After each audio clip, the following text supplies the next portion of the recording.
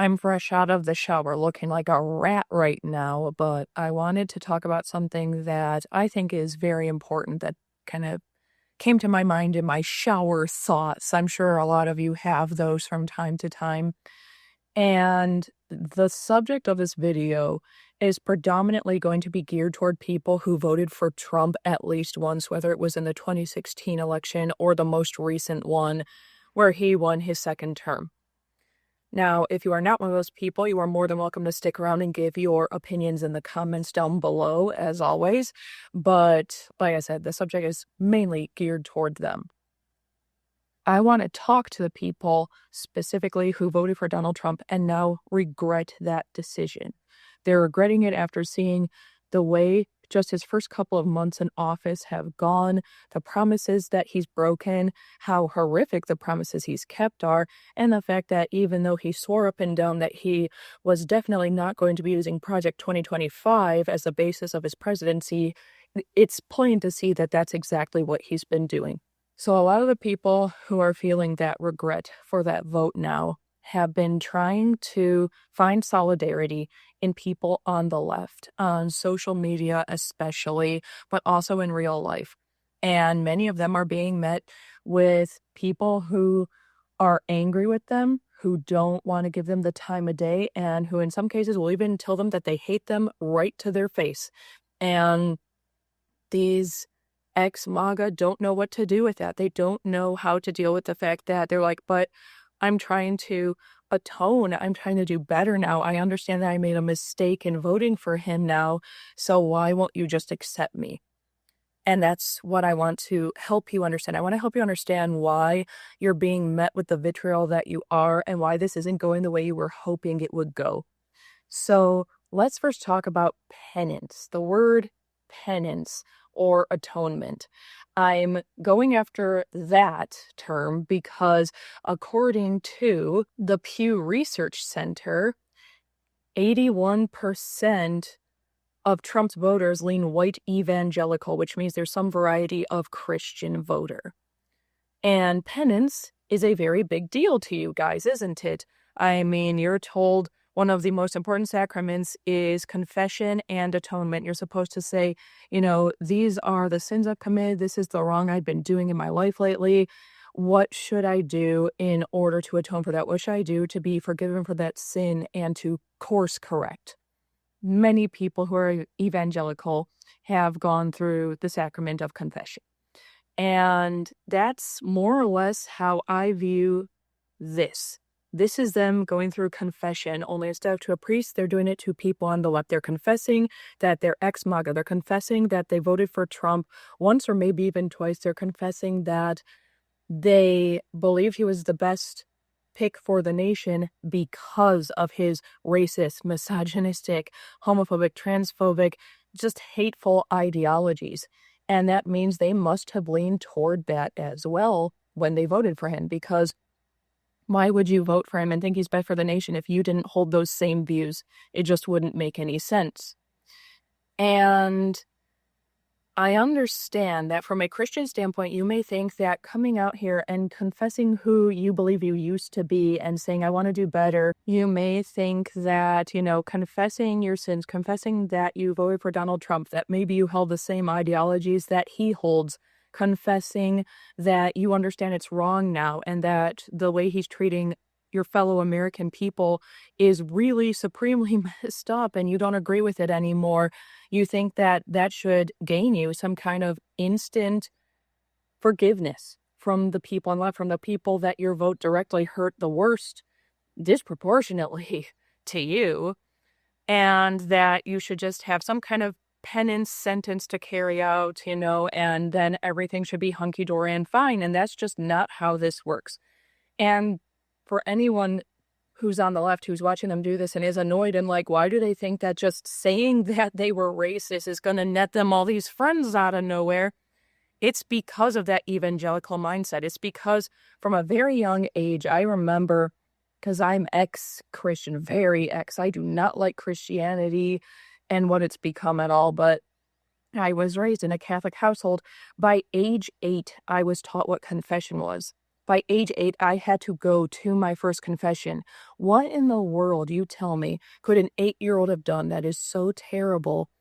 They need to go to confession and tell a priest they barely know their darkest secrets, be told that they are a bad child because they made those mistakes, those very human, childlike mistakes, and that they need to carry out some kind of penance, otherwise they won't be forgiven by this all-knowing creature that is constantly watching them and dictates what happens to them after death. Nothing. There's no way an 8-year-old did something that terrible. But we're taught from that very young age, that very critical age in our development, that as soon as you go to confession, as soon as you acknowledge what that sin was, as soon as you agree to do the penance and you carry out that penance, you are instantly forgiven. And God goes, we're forgetting about it. It never happened. That sin doesn't matter anymore so long as you don't do it again. They think that's what this is. They think that's exactly what's going to happen when they admit that they are ex-MAGA. And the reason you guys aren't getting the response you were expecting is because many people on the left don't believe in that. For one thing, many people on the left are not Christian. And even if they are, they understand Christianity for what it's supposed to be. They understand that you don't get to just go, oh, because I was baptized, I'm automatically just a better person than people who are not. Oh, because I go to church every Sunday, I'm a better person than you are if you only go during Christmas or you don't go at all. I'm the better person than an atheist neighbor I have because I'm not an atheist. Like, they understand they're no better or worse than anybody else, that they are a human being who is capable of mistakes and learning to do better. We also understand that whether you were deep in the MAGA cult or whether you just voted for him and you're not MAGA, you think MAGA's kind of weird, but you still thought in some capacity that Trump was the best option for this country, that you were comfortable with the fact that he was going to harm minorities in this country. Up until very recently, potentially for years now of your life, or even most of your life, you were comfortable with the fact that this administration was going to harm people who are different from you, that was going to harm the disabled community, it was going to harm the trans community, the gay community, it was going to harm women, it was going to harm non-Christians, it was going to harm so many people. And by voting for him, even if you were not in the MAGA cult, you told your fellow Americans, I'm okay with that. And suddenly overnight, you changed your mind and said, never mind, I don't agree with this anymore because, whoops, he just passed an executive order that's going to hurt me, or it's going to hurt my sister, or it's going to hurt my best friend, or my dad, or whoever. You can't only care when it finally impacts you. That's still a very selfish way to live your life. Now, I always, preach to people that some degree of selfishness is not an evil thing. You can consider it selfish to, partake in self-care. And you should be doing that. You should be partaking in self-care. You should be, looking after yourself because you can't pour from an empty cup. But when it comes to things like this degree of selfishness is an evil. And it's something that you're going to have to take a very long time getting over. Even if you believe you've changed, you haven't yet. It hasn't been enough time. One doesn't go from years worth of racism in their heart, years worth of misogyny in their heart, years worth of homophobia or transphobia in their heart, and suddenly in like a week, get over that completely.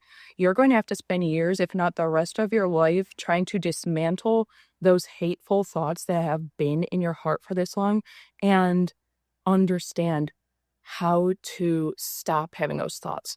Even if you don't have these overt hateful thoughts anymore like you used to, there's going to be a part of you that views people who are different from yourself as inferior in some capacity. And that's the stuff you have to work on. And you can't expect all of us to do all the heavy lifting for you. You can't just say, okay, I'm on the left now, tell me what to do. It is your job to figure that out now. It is your job to seek out people who talk about this, like myself. It's your job to find out from the endless hours of content available for free to you on the internet right now, what you can best do to benefit the people that your vote hurt. And this part is probably going to be the most difficult part of this video for you to acknowledge and accept. But if you're not ready to acknowledge and accept what I'm about to say, then you have not truly changed yet, and you are not ready to join people who oppose the current administration, because you need to sit with this. And it's going to be uncomfortable. It's going to be difficult, just like the rest of this journey is going to be. But that is a direct consequence of a choice that you made. So this is your penance. This is a part of your penance, listening to what I'm about to tell you. During Trump's first administration and during his current administration, people have died. Thousands of people have died, and it is a direct effect of his administration, which means if you voted for Donald Trump in 2016 or during the past election cycle, you are responsible for the deaths of the people who died as a direct result of his policies and the hatred that he spread throughout this nation. Even if Trump had never become president again, even if he had passed away before this election cycle and there was no way for him to ever become president again, it still wouldn't change what he turned America into.